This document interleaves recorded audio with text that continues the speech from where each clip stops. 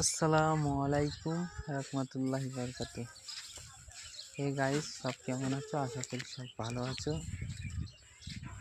আজকে চতুর্থতম রোজা, অর্থাৎ 4টে রোজা। আজকে দেখতে দেখতে 4টে রোজা হচ্ছে। আজকে ছোট্ট একটা ভিডিও করেছি। সকালবেলা আকাশে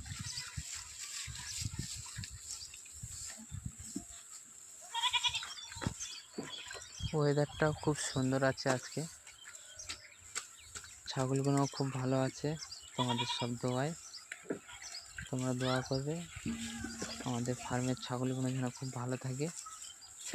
ফার্ম বলতে আমাদের ঘরোয়া পদ্ধতি ছাগল পালন করা। আর এই ছাগলগুলো ঘরোয়া পদ্ধতি আর লালন পালন করা হয়। আজকে সকালবেলা এই ছাগল পালন হলো খুব লাভজনক ব্যবসা। বন্ধুরা করে দেখতে পারেন, ঘরে একটা কি দুটো ছাগল লালন পালন করে দেখুন, তাহলেই বুঝতে পারবে ছাগলে কতটা প্রফিট আছে। ঠিক আছে। আর আমাদের ছাগলগুলো মূলত এই যে বিভিন্ন রকমের ডাল গাছ হয়, এই ডালের যে গাছ হয়, এই ডালের গাছগুলো খায়, খুব সুন্দর খায়।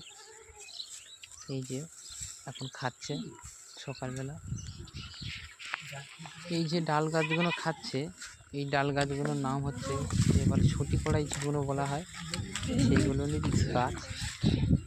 ছাগল খুব সুন্দর খায়, ওর জন্য কালেক্ট করে গাদা দেওয়া হয়েছে। সব আমাদেরই ক্ষেতের ডাল গাছ। ডাল গাছগুলো খেলে ছাগল খুব সুন্দর থাকে, খুব পছন্দের খাবার এদের। ছাগলটা ধরো দিন একটু। তো বন্ধুরা, এই ডাল গাছ যদি আশেপাশে কারোর থাকে, বাচ্চাটা দুধ খেয়ে গেলে এই ডাল গাছগুলো দেখতে পারবে। প্রথমে মাঠ থেকে সংগ্রহ করে শুকাতে দিতে হবে। শুকানোর পরে স্টক করে রাখলে বর্ষাকালে বলো, গ্রীষ্মকালে বলো, যে কোনো কালে ছাগলের কোনো অসুবিধা হবে না। ছাগল খুব সুন্দর খাবে। তো এই সকালবেলা ছাগলগুলো ছাড়ার পরে এই ডাল গাছগুলো খাচ্ছে। এবারে ছাগলের ঘর পরিষ্কার হবে, তারপর ছাগল যাবে গেজিং করবে। এই যে ওই ছাগলটা আমার একদম মানে কি বলবো, ওর বাচ্চা দুধ দিতেই চায় না। তার জন্য ধরে খাওয়ানো হবে দুধটা। এই যে